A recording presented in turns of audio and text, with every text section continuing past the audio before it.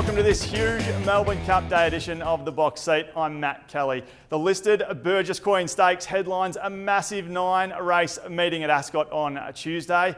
But before we get stuck into all the action, let's check out the expected conditions. And we're looking at a mostly sunny day and a top temperature of 33 degrees.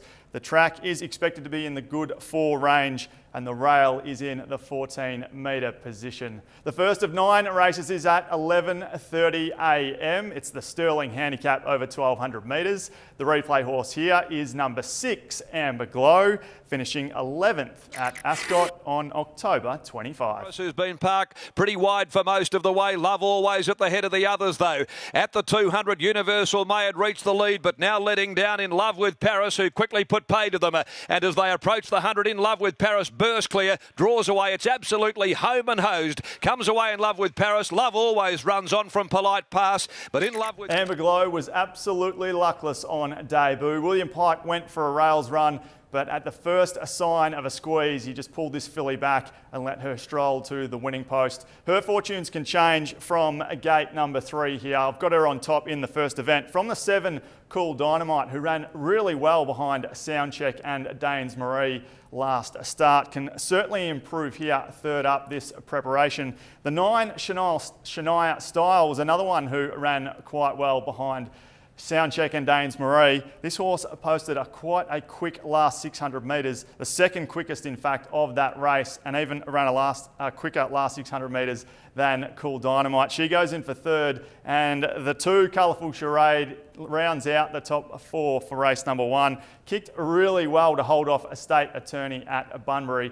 and can improve into this event as well. Race number 1, the top 4 selections going: the 6, Amber Glow, ahead of the 7, Cool Dynamite, the 9, Shania Style, and the 2, Colourful Charade. Race number 2 is at 12:45 and it's the Salinger Handicap over 1,200 metres. The vision horse heading into this event is number 8, Demeritorious, winning at Geraldton on October 26. Liberty Lee. Setting after them is Demeritorious, then Hot Star, followed further back Corporate Trader. Down the outside, Squid Income, the former Queenslander, runs on, and so does Ubersonic Empress. But Demeritorious at the 150 quickly swept past the leader. It's opening up. It races away, Demeritorious, from the Tubby Butcher and Hot Star. And Demeritorious a very strong... I love the way this youngster let down and won quite nicely when on debut. Can box a seat here from barrier number 2 and make it 2 career wins from 2 career starts. The 8, Demeritorious, on top. From the 5, Another Story.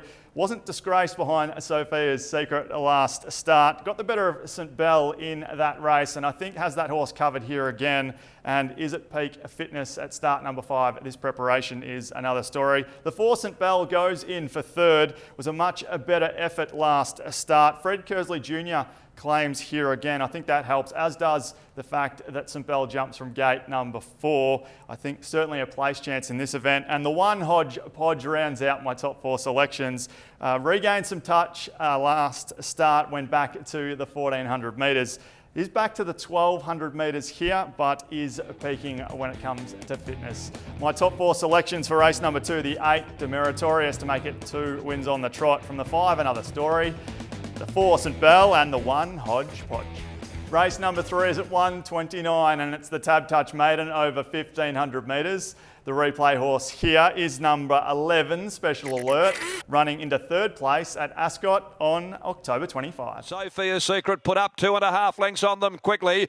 Down the outside, Monsoon, Sovereign Trade also making some ground, but Sophia's Secret's in absolute overdrive now with the 100 left to go, and in no danger as Sovereign Trade valiantly tries to pull ground off it, but he was only kidding, and Sophia's Secret... Produced some good late splits there, did Special Alert. Last 600 metres was almost identical to that of the winner in Sophia's Secret. This horse is drawn ideally in gate number 3 here, and is my top selection for race number 3. The 1, Armourer, goes in for second, was beaten by luck effectively when half a length off a bold victory at Northam last start. Is certainly battle hardened at the 1,600 metres, is Armourer, and can run well again here. The 12, Rossana, goes in for third, was back and wide without luck last start, but finished off well behind Sophia's Secret, particularly because she was at 100 to 1. She's drawn okay here in gate number 6, and this is a far easier assignment. I feel she can finish in the top 4, and rounding out the 4 is the 13, Make Mine Champers. Ran well in behind Sally's Realm last start. Draws the barrier number 2. That's a tick, as is Fred Kersley Jr.'s claim.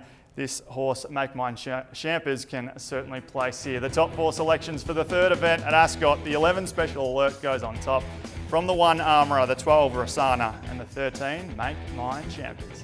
Race number 4 is at 2:08, and it's the Iron Jack handicap over 2,200 metres. The replay horse here is number 3, Powercraft, finishing 5th at Ascot on the 1st of November. Together, Jazari a length away, trying to extend Mr. Elby Bavander further back than Powercraft. Pure Gem at the 200, Carazoro. Jazari makes a line of 3. Jazari comes at Pure Gem. Pure Gem, Jazari. Jazari now gets its nose in front. It's Jazari on the outside, doing a bit the better, and Jazari just wins. Powercraft improved sharply in that replay from his first up run.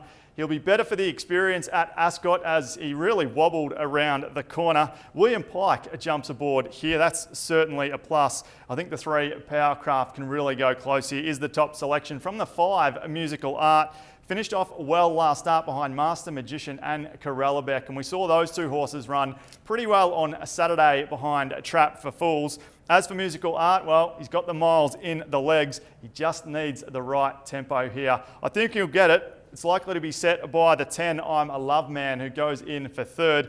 This horse was also in behind Master Magician. Must be said that was a length off Musical Art in that race for a much, much tougher run. I expect little to separate those 2 horses here. And the 4th selection is the 7, No Place to Hide. I thought this horse broke its maiden over the 2,000 metres at Bunbury in really, really nice fashion.